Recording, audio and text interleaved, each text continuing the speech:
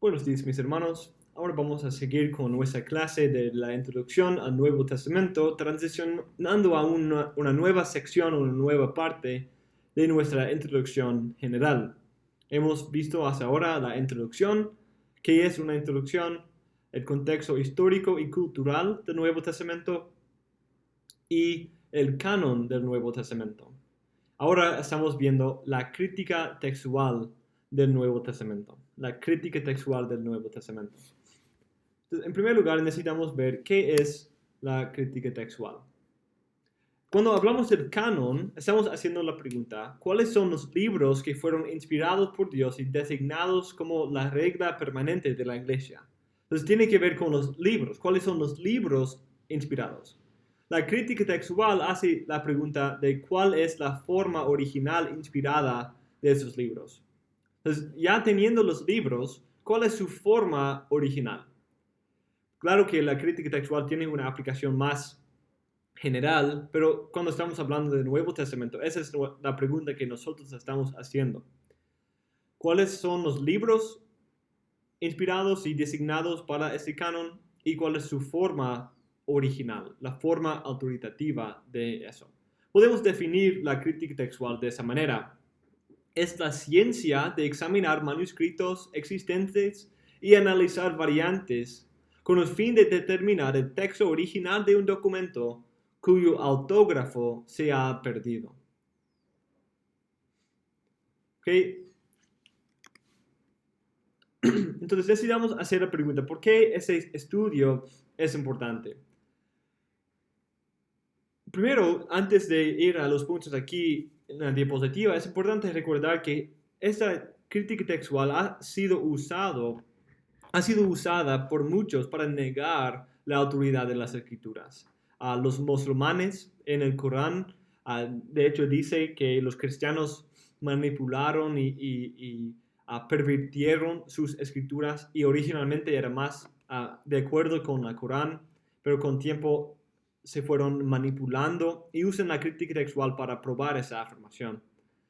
Otros eruditos como Bart Ehrman dicen que dicen que hay tantas variantes y hay tantos problemas con el texto que no podemos tener confianza de tener los libros originales y sus formas originales.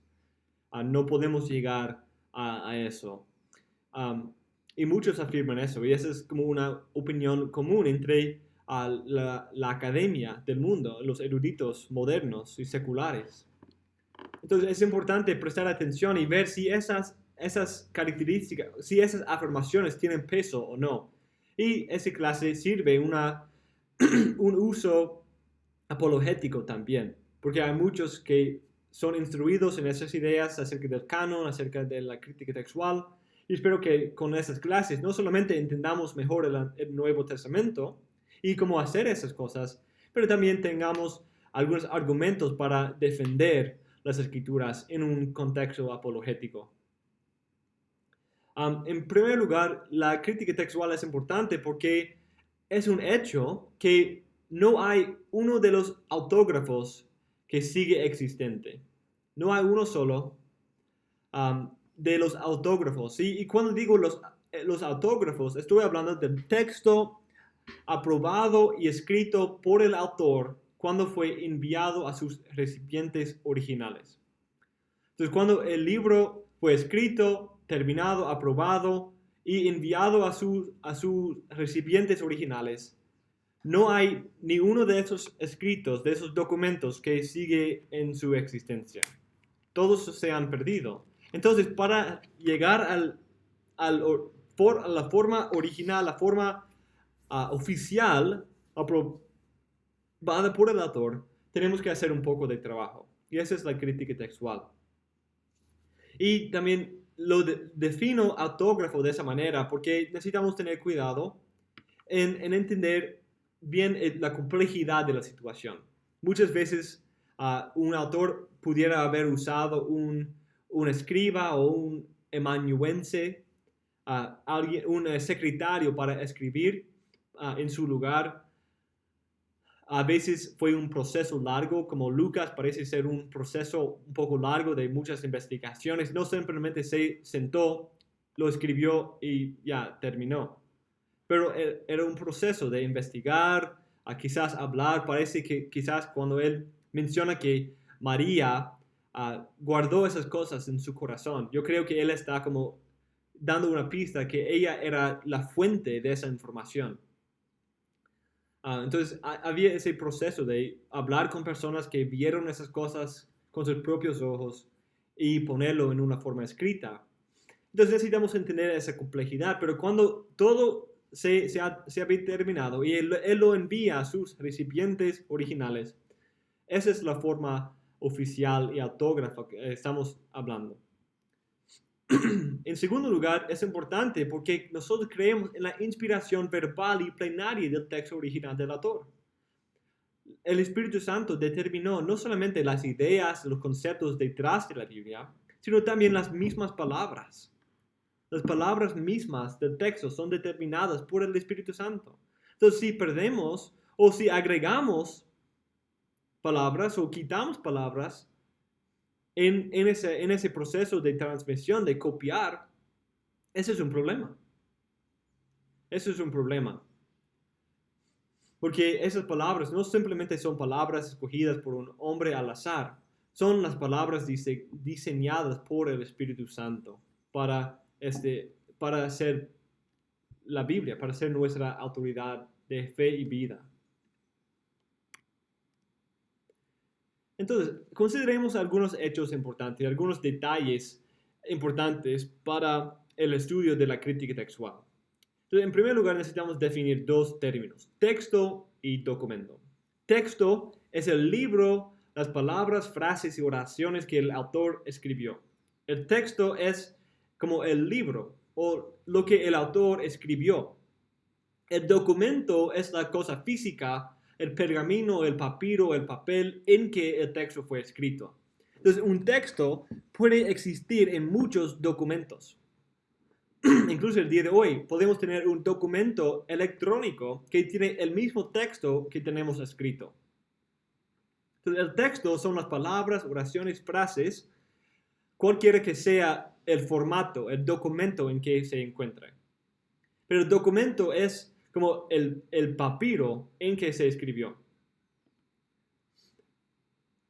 Entonces, esa es una distinción importante, porque podemos, aunque nunca vamos a poder encontrar, yo creo que nunca vamos a encontrar los documentos de los autógrafos, pero sí creo que podemos llegar al texto del autógrafo.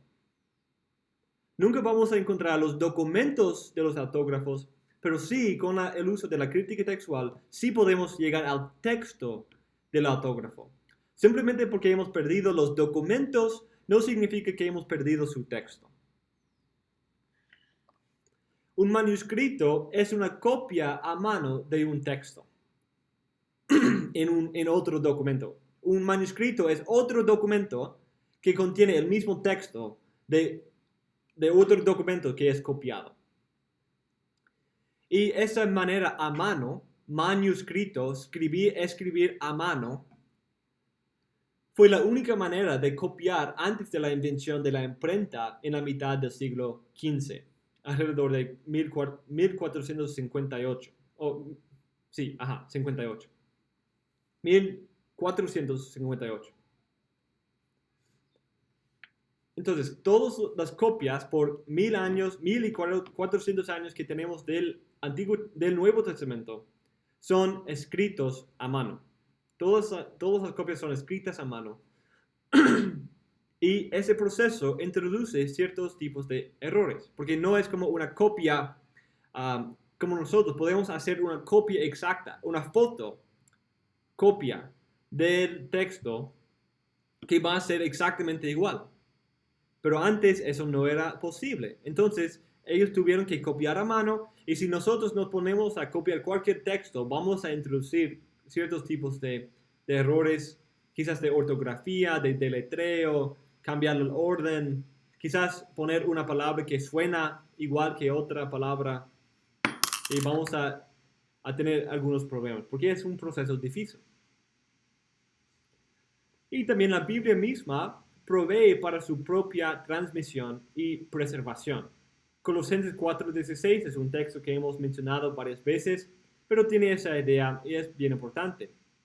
La Biblia misma tiene ese diseño de Pablo quería que sus cartas sean compartidas, que fueran compartidas entre varias iglesias.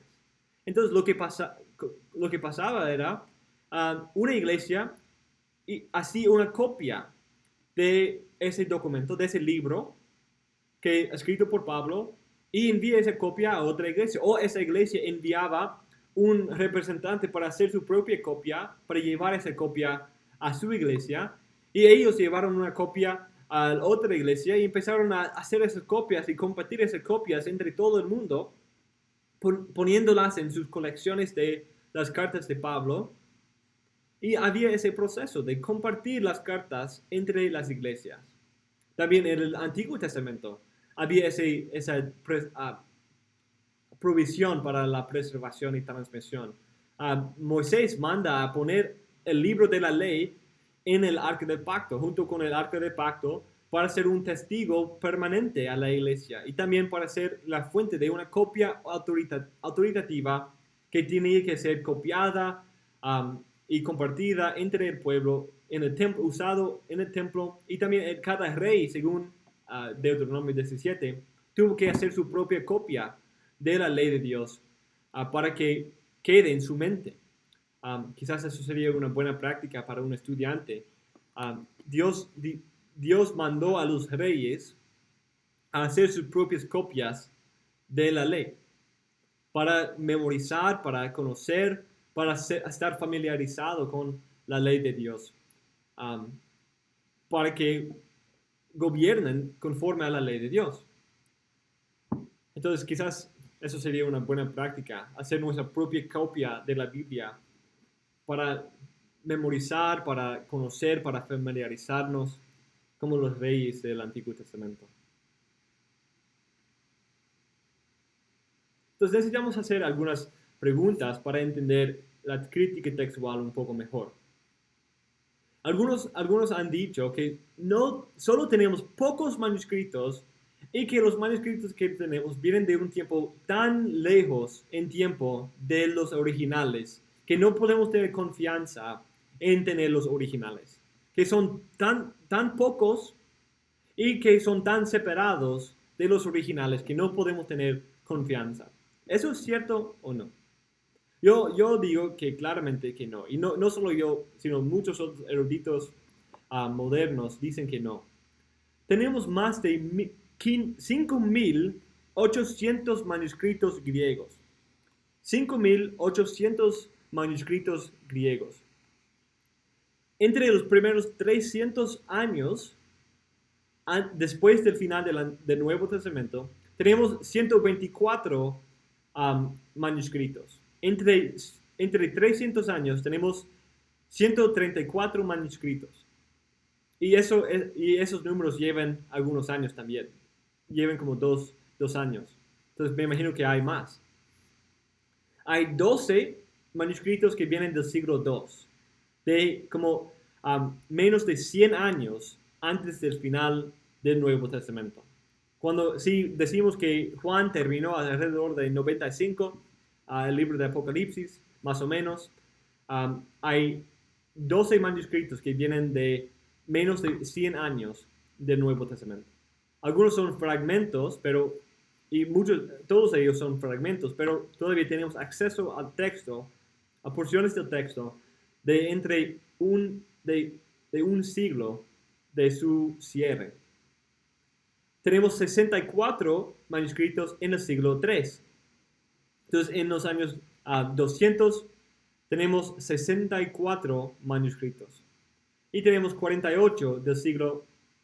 No, perdón. Sí, 48 del siglo IV, de los años 300. No tenemos un manuscrito definitivamente del primer siglo, aunque hay 2 o 3 que son justo ahí en el giro del siglo, como 100, 110, 125, alrededor de eso. Tenemos 40% de todas las palabras del Nuevo Testamento, casi la mitad, de entre 150 años desde el cierre, el final del Nuevo Testamento. Y dentro de 300 años tenemos varias copias completas entre todos los manuscritos. Tenemos varios que componen Nuevos Testamentos completos varias veces, entre 300 años del final del Nuevo Testamento. Y eso es solo los manuscritos griegos. También tenemos como 10,000 manuscritos latinos, algunos de muy temprano, de los siglos 3, 4, otros que vienen de varios años después, pero más de 10,000. También hay otras versiones también, como las versiones siriacas, cópticas, etiopía, georgianas, arminianas, no en el sentido de no ser calvinista, pero venir de Armenia, armenianos. Y entre esos manuscritos no tenemos un número fijo, pero son entre 5 y 10,000. 5 y 10,000. En total tenemos como 20 a 25,000 manuscritos. Eso parece como muchos manuscritos, en muchas versiones, son muchos manuscritos. Y como hemos visto, hay muchos que vienen en un tiempo muy cerca de cuando fue escrito originalmente. Comparemos esos datos con otros libros antiguos y su fidelidad en su transmisión. La historia de Tucídides, un historiador griego, escrito unos siglos antes del Nuevo Testamento, tenemos 8 copias en total. 8 copias. Y los primeros manuscritos vienen del siglo X después de Cristo. 1500 años casi después de su escritura original. 8 copias que vienen 1400 años después. La historia de Heródoto. Tenemos 75 copias. Eso es muy bueno. Para un libro antiguo así, eso es muy bueno. Y los primeros vienen del siglo VII después de Cristo, aunque fue escrito casi 500 años antes de Cristo. Entonces, como 12,000 años después de su escritura final. Hay un salto, un lapso de tiempo de 1200 años entre su escritura principal o inicial y sus primeras copias que tenemos. Platón, tenemos 7 copias de él, de sus libros. Las historias de Tácito, solo tenemos 2 copias. Las guerras gálicas de Julio César, tenemos 10 copias. La historia romana, Livio, tenemos 20 copias. Homero es un libro muy bien preservado y tiene 2,200 copias. La mitad de los manuscritos griegos del Nuevo Testamento. Homero también, el Odiseo, tenemos 140 copias. Y esos libros son bien preservados, bien preservados. Pero eso es algo, el libro de antigüedad promedio tenía 20 manuscritos. Y entre los primeros 300 años de esos libros antiguos, no hay ni un solo manuscrito en el promedio. Pero nosotros tenemos 124 manuscritos de entre 300 años que componen varias copias completas del Nuevo Testamento. El Nuevo Testamento es el libro más bien preservado que todos los libros de la antigüedad. Y de hecho, los libros más preservados después del Nuevo Testamento son otros libros cristianos, como Juan Crisóstomo, sus sermones y otros padres de la iglesia. Y Homero sería entre esos grupos bien preservados también. Con esos hechos, es obvio que esas alegaciones de los críticos no tienen una base firme, que no tenemos muchísimos manuscritos. Y esos manuscritos vienen de un tiempo más cerca de su escritura original que cualquier otro escrito. Frederick Kenyon, quien fue un curador de un museo y un experto en muchos de los manuscritos, él dijo, es prácticamente verdadero que la lectura verdadera de cualquier pasaje dudado del Nuevo Testamento es preservado en una de las autoridades antiguas que tenemos. Eso no puede decirse de cualquier otro libro antiguo del mundo.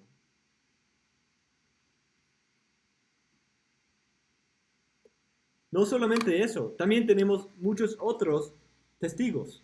Tenemos 20 a 25 mil manuscritos, pero también tenemos mucha otra evidencia también. Esa evidencia no tiene tanto peso, pero es evidencia del Nuevo Testamento, de su texto. Los padres primitivos y los leccionarios.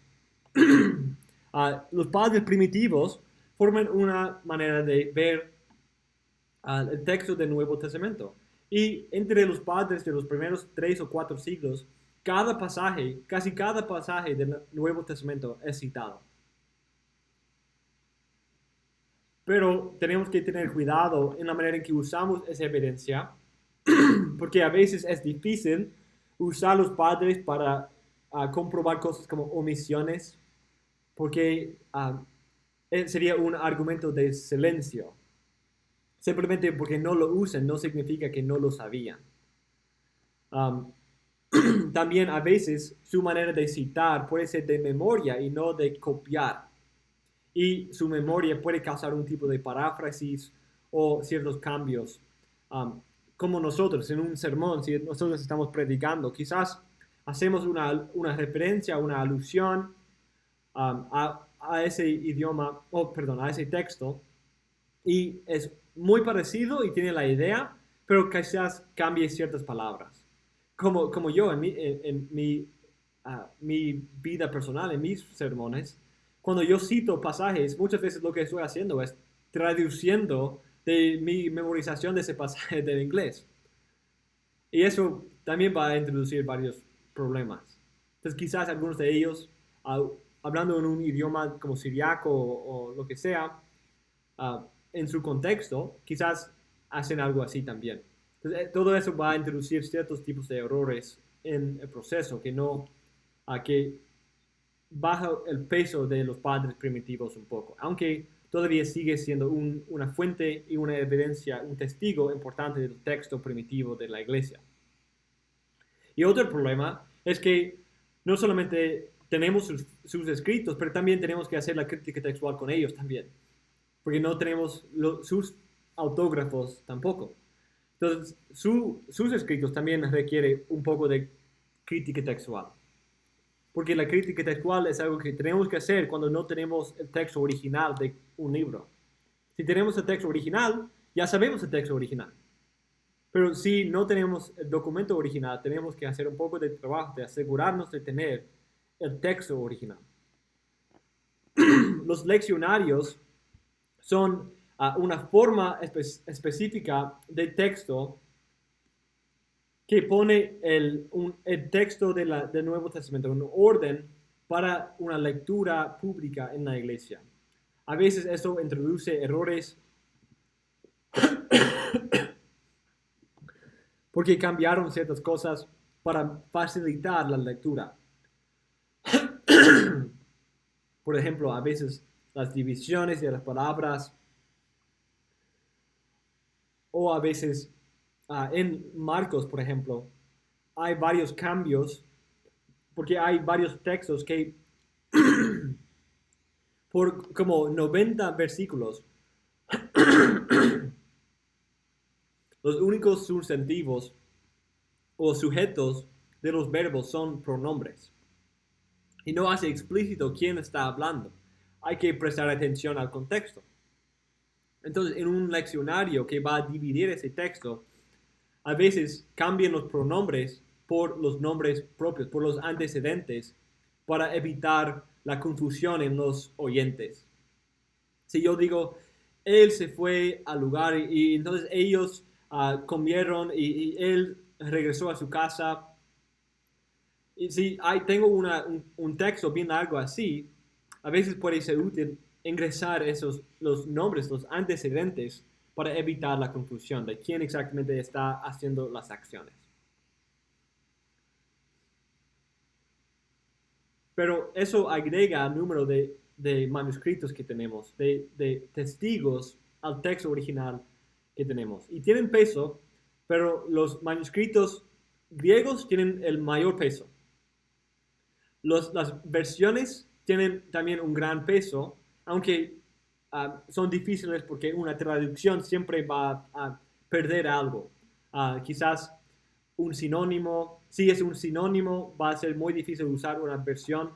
Si es un cambio de orden de palabras, también las versiones no van a ayudarnos mucho. Pero omisiones y adiciones también sí tienen mucho peso en esos casos.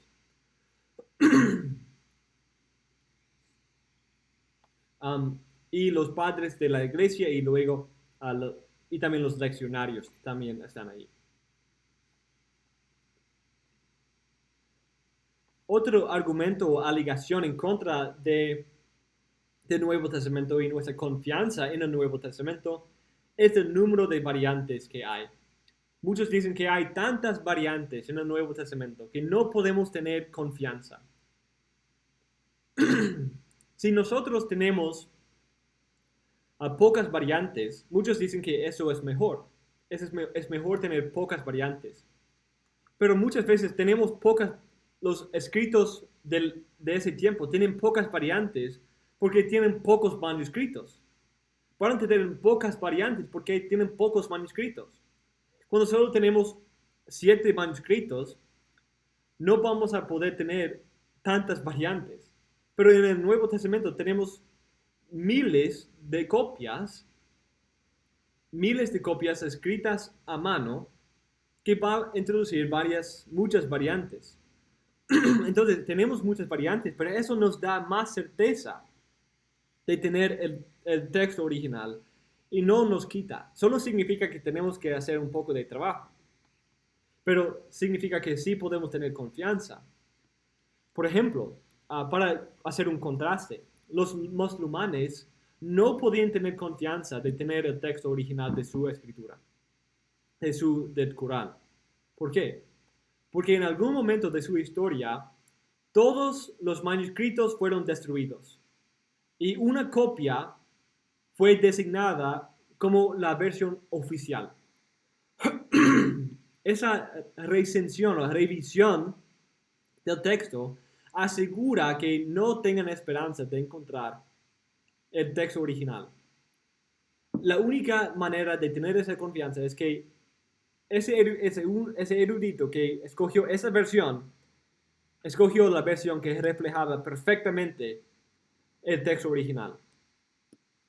Y eso es muy improbable. Muy improbable. Entonces ellos no tienen esa esperanza porque todos los otros manuscritos fueron destruidos. Pero nosotros tenemos muchos manuscritos de muchos lugares, de muchos tiempos, de un tiempo muy cercano a ese tiempo. Y nunca sucedió un tipo de... Sí, habían personas y eruditos y grupos que querían hacer un texto original, pero no había ese tipo de recensión en que todos los otros fueron destruidos y un texto fue escogido como el texto oficial. Los textos bizantinos representan un tipo de recensión en que no destruyendo manuscritos, sino tratando de llegar a cuál es el texto original y seamos fieles con este texto. Entonces, hablemos un poco acerca de la naturaleza de las variantes que tenemos. Una variante se define cuando un manuscrito tiene una lectura textual diferente. Entonces, cuando un manuscrito, digamos que en un lugar, en un versículo, tenemos 100 manuscritos. Y en ese texto, digamos Juan 1 a 3. Tenemos 100 manuscritos que contienen ese texto. Y vamos y comparamos todos esos manuscritos y encontramos que 2 manuscritos tienen esta lectura. Hay otros manuscritos que tienen otra palabra distinta. Hay otros que tienen un cambio del orden. Hay otros que tienen un deletreo de una palabra distinta. Todos esos son variantes. Y hay varias formas de variante. Un cambio de deletreo, un cambio de palabra, como cambiar un sinónimo, o quizás una forma distinta de la misma palabra, una omisión, o también hay adiciones. Y los eruditos hoy estiman tener alrededor de 400,000 variantes. Esos son muchas variantes, pero vamos a ver que la mayoría son insignificativas. Y ninguna de esas variantes afecta una doctrina fundamental. Entonces, con todas las variantes que tenemos, la mayoría no tienen peso, no son significativas. Y no hay ni una sola que se puede usar para derivar la doctrina de las Escrituras.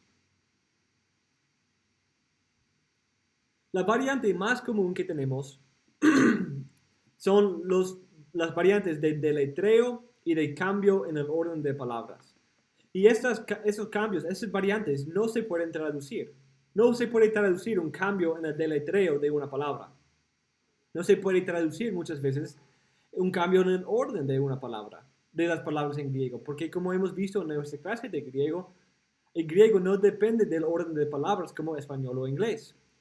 Su orden así comunica un poco del énfasis y fuerza, pero no cambia mucho la traducción. Y muchas veces no cambia nada la traducción.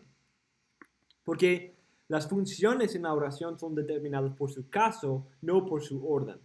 Por la forma de la palabra, no por su orden. Por ejemplo, la nu movible,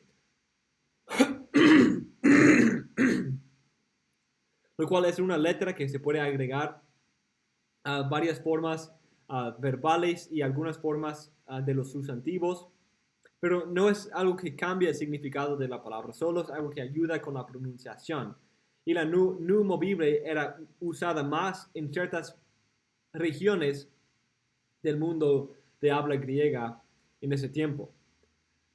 Y esa es la variante más común entre todos los manuscritos.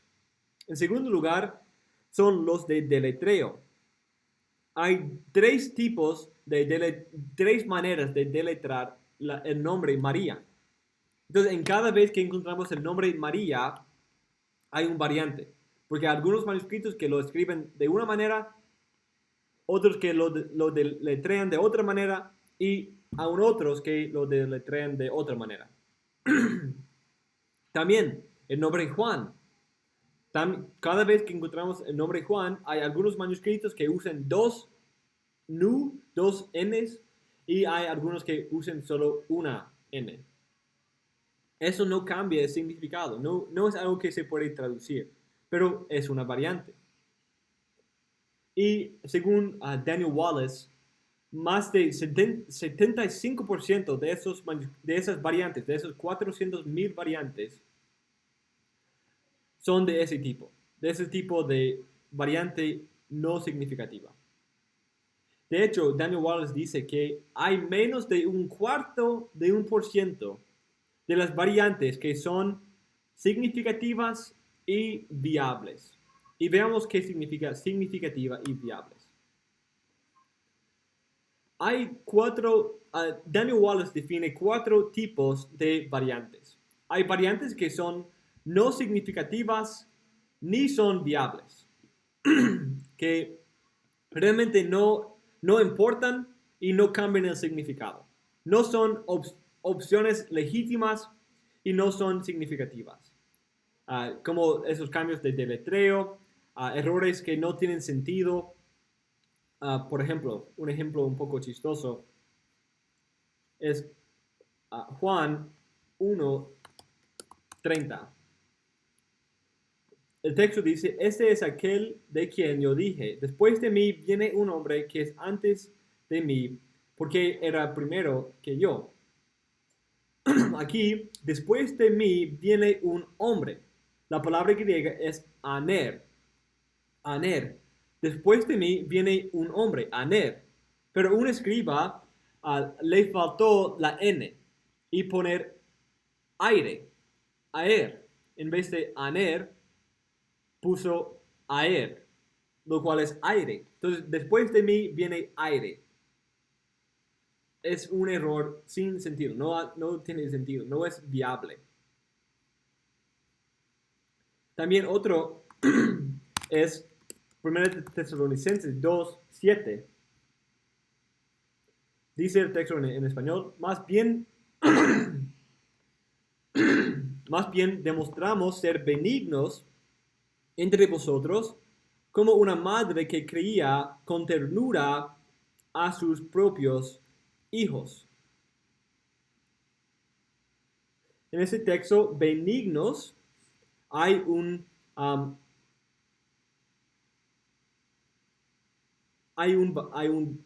una variante aquí. Hay unas palabras, unos textos que dicen nepioi, que significa niños. Demostramos ser como niños entre vosotros. Hay otros que dicen apioi. Otros manuscritos que dicen apioi, que significa benigno o tierno, gentil. Entonces nos demostramos ser niños o ser benignos y gentiles o tiernos, lo cual la idea es bien parecida y por eso es un poco difícil de determinar, porque puede ser infantes o niños en un sentido de ternura, de inocencia, o puede ser benigno o tierno en una manera más explícita. Pero hay un manuscrito, el Códice L, que tiene un error aquí, que es, en vez de nepioi o apioi, tiene hupioi, que significa como hipopótamo o caballo. Entonces no tiene sentido. Nos demostramos ser caballos entre ustedes.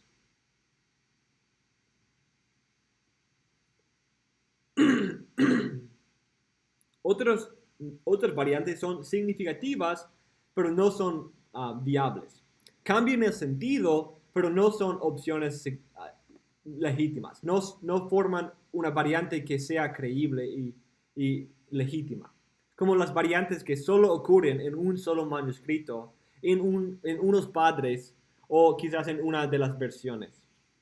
Cuando solo aparece en un solo manuscrito, es muy dudable que sea la lectura verdadera, la lectura, la variante original. Hay otras variantes que no son significativas, que no cambian el significado, pero sí son viables, que es difícil determinar. Son variantes legítimas, que tenemos que hacer un poco de trabajo para ver cuál es la lectura original. Como cambios del orden, no cambia el significado mucho, casi nada, debido a la sintaxis del griego. Pero son variantes legítimas. El uso de sinónimos no cambia el significado porque son sinónimos, pero son difíciles de determinar a veces. La inclusión del artículo definido antes de un nombre propio. Ese es otro ejemplo. Por ejemplo, es muchas veces cuando usa un nombre propio, por ejemplo, María y José, de José, María y José, a veces la palabra no tiene el artículo definido, a veces sí lo tiene. Algunos manuscritos prefieren usarlo como la María y el José, pero eso es algo que no se traduce, no cambia el significado. Es solo una práctica gramática de ciertas regiones o quizás de cierto registro de estilo, como quizás de una manera más formal o más informal se prefería uno de esos estilos, usar el artículo definido o no. Y hay un grupo de variantes que Daniel Wallace dice forma 1/4%. 1/4%. Entonces 0,25%. Eso sería 0.0025 de los casos. Que son significativas, y variables, que cambian el significado del texto y son posibles debido a tener varios manuscritos que apoyen esa variante. Entonces, como por ejemplo, algunos de los ejemplos clásicos son 1 de Juan 5, 7, ese coma Ioanne, Juan 7, 53 y la pericopa adulterae y Marcos 16, la terminación de Marcos. Esos son significativas y viables. Entonces, aunque hay muchas variantes, y muchos dicen eso, ¿sabes qué? Hay más de 400,000 variantes. ¿Y tú crees que puedes tener el texto original del Nuevo Testamento? Y podemos decir, ¿no sabes que casi 90% de esas variantes son cambios del deletreo o orden de palabras y no cambian el sentido en ninguna manera? Y solo pocos ejemplos, pocas variantes son como variantes legítimas o posibles, viables y también al mismo tiempo significativas.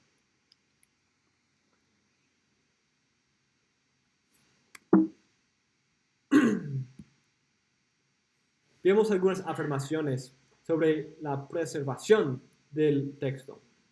B.B. Warfield dijo, el texto autográfico del Nuevo Testamento está distintamente al alcance del criticismo en inmensamente la parte mayor del tomo, que no podemos perder la esperanza de restaurar para nosotros mismos y la Iglesia de Dios su libro, palabra por palabra, como se lo dio a los hombres por inspiración. Richard Bentley, otro erudito, dijo, el texto real de los escritores sagrados es competentemente exacto. Ni existe ningún artículo de fe ni precepto moral que sea pervertido o perdido. Aun si escoge tan torpemente que quiera, o si escoge las lecturas peores a propósito del grupo entero de lecturas. Eso quiere decir, si nosotros vamos a cada lugar, cada variante, y escogemos a propósito la variante equivocada, la no original, nuestra confesión de fe no va a cambiar. Quizás los textos de pruebas pueden cambiar, pero la doctrina misma no va a cambiar. La doctrina misma no va a cambiar. Esto es un concepto bien importante. Incluso Bart Ehrman reconoce este hecho. Bart Ehrman va a reconocer ese hecho, que la fe cristiana no es destruida por la crítica textual, por las variantes que tenemos. No hay una sola doctrina que es alterada, perdida o cambiada por la naturaleza de las variantes que tenemos. Sí podemos discutir si 1 de Juan 5 a 7 es un pasaje tan claro en defensa de la Trinidad, si recibimos esa frase o no, pero la Trinidad sigue siendo una doctrina de la iglesia, del resto de las escrituras. Yo creo en la Trinidad y es mi doctrina favorita, aunque no tengo que depender de 1 de Juan 5, 7 para esa doctrina. Incluso la mayoría de la iglesia por todos los siglos no dependía de ese versículo. Casi nadie en la iglesia primitiva usaba ese versículo para defender a la Trinidad, porque yo creo que no es original y llegó a ser como un comentario puesto en el margen por un escriba, y otros escribas luego no querían perder esa porción si era quizás un error de ese escriba y él lo puso en el margen, porque lo saltó cuando lo copió. Entonces otros escribas después incluyeron ese comentario en el margen, en el texto. Y eso es algo que ocurre muchas veces. No muchas veces, pero a veces ocurre.